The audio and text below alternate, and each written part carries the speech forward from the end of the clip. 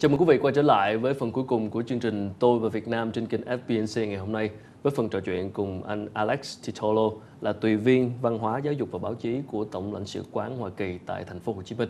Welcome back. Good. I know right now that you're also supporting the media developments of Vietnam by sending journalists to America for training. So what would be some of the results that make you proud from that programs? Supporting journalists and editors going to the United States on exchange programs is similar to exchange programs we run for government officials, for university officials, for business leaders. It's part of, as I talked about a bit earlier, encouraging the growth in the comprehensive partnership, looking at all of the sectors of our relationship and trying to support them through exchange programs.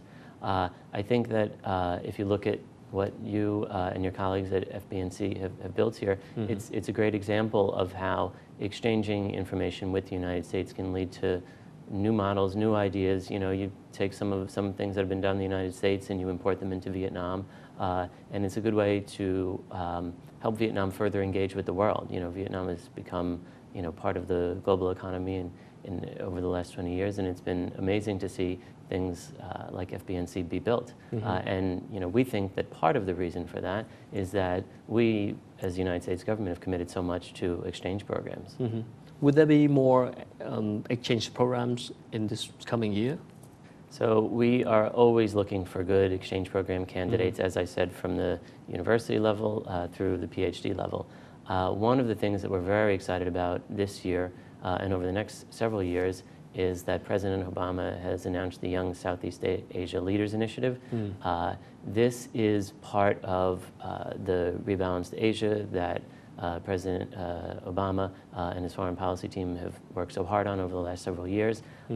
Our role as the Consulate General here is to support that, and one way is through exchange programs. So we've opened up a lot of new exchange programs over the last several months as part of this Young Southeast Asia Leaders Initiative. I encourage people to visit our website and learn more about the programs. They are designed to take our exchange programs to the next level, to expand opportunities, and to focus on youth, because we know that that is where the future relationship lies. It's with the young people of both of our countries who are getting to know each other better now. Talking about young people, a lot of U.S. educated students who came back here and they started their own business. Yeah. You know, doing startup and, you know, have great ideas for the economy here in Vietnam. And the atmosphere, the spirit of entrepreneurship here in Vietnam right now is very high. Yeah. It's come from the fact that a lot of, you know, founders of startup are U.S. educated students. Yeah. And I know from your side, you did sponsor Việt Youth Entrepreneur, which is a startup program. So right now, any specific plan on supporting the local startup environment? So you mentioned Việt Youth Entrepreneurs. We supported their boot camp over the summer. They're a great organization. We've worked with Startup.vn for a series of startup competitions, and we're going to continue to do that.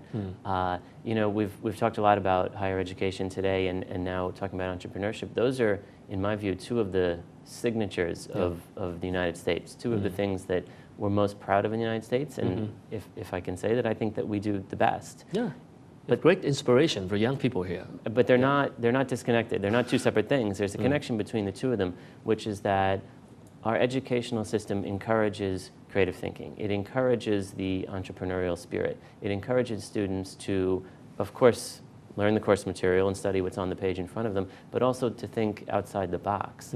And so if you look at what it takes to be a successful entrepreneur, of course it's having good business skills, but it's also that creativity to think about a new idea that no one else has thought of. That comes from our educational system, starting at a very early time in a child's education. You know, there are the standard courses that everyone takes, just like in every country. But infused into each of them is this concept that you have to think for yourself, you have to be able to speak for yourself, you have to be able to sell your ideas. And so it's the link between education and entrepreneurship that is maybe not so clear from an outside perspective, but in the United States they go hand in hand. If you think back to Secretary Kerry's visit here, to Ho Chi Minh City in December of last year. Remember, he gave a speech at the American Center, and the last line, his closing line, was basically, "Thank you to all the entrepreneurs. You're the ones who are creating the future." Yes. Because they're the ones that are creating new jobs. They're the ones that are creating new ideas, new industries even. And that entrepreneurial spirit that is so much a part of America, it makes me really proud to see it flourishing here in Vietnam. 20 years of relationship is an amazing journey. So what's next? What's next? Let's talk about the next 20 years. You know, let's talk about where we want to be 20 years from now. You know, if you're going back to the number of students in the United States, you know, 20 years ago it was less than 1,000, now it's 16,500. What, you know, the sky is the limit in terms of how much educational exchanges we can have. If you look at, you know, 20 years ago, there was not a lot of U.S. investment here, of course. But normalization of relations, Vietnam joins the WTO, the World Trade Organization. Our bilateral trade agreement, of course, was critical to that. And now, if you look, you know, right here in Ho Chi Minh City and surrounding provinces, some of the biggest U.S. firms in the world are now here. They are generating profit for U.S. companies, and they're employing Vietnamese people in good jobs. They're importing the U.S. way of doing business into Vietnam, which we think is so critical because it's all about investing in people. And so some of these young entrepreneurs you mentioned, they learn that working in a U.S. company, and then when they start their own company, that's the philosophy that they bring. And so the jobs they create are good jobs. They treat their people well. They invest in people. They understand the importance of continuing education, for example. So I think if we look 20 years from now, looking at the economic trajectory, there's great potential. I mean, you know, our trade relationship is booming. You know, when TPP is finalized, that'll open up even greater possibilities for trade in both directions. So, you know, it's been a great 20 years, and now we need to start thinking about the next 20. So in terms of education relationships, what is your specific goal for the next year? I think that our goal for every year is to try to increase linkages in terms of at the people-to-people level, more Vietnamese students going to the United States. I would love to see more American students come here to Vietnam. Yeah.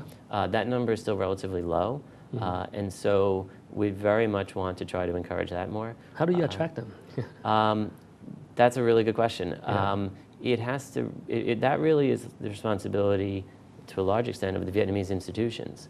You know, I meet with Vietnamese universities and they, I think that they understand the importance of it, but they have to be the ones, again, going back to the concept of universities attracting customers, they have to sell themselves. You know, a US student can go anywhere in the world to study abroad, just like a Vietnamese student can travel anywhere. Why did Vietnamese students choose the US? And then why would a US student choose Vietnam? That's a question that a university has to be able to answer. Now, personally, I think coming here as a US university student would be an amazing opportunity. There's so much to see here in Vietnam. There's so much to learn about. It's an amazing culture. It's a very dynamic place. There are a lot of changes. But if universities want to attract foreign students, they have to figure out how to do that. What is the importance of connecting three, let's say, between academia and industry and the government in terms of supporting educations and innovation and entrepreneurship? Right. We look at those three entities as the three sort of pillars: academia, government, and the private sector.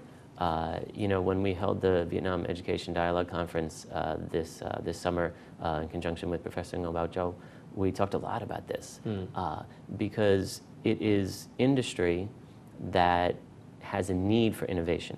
It is industry that creates jobs. And so our academic institutions listen very much to industry in terms of what they need for graduates. What type of cutting-edge research at academic institutions can then be applied in the private sector to create economic growth and to create jobs.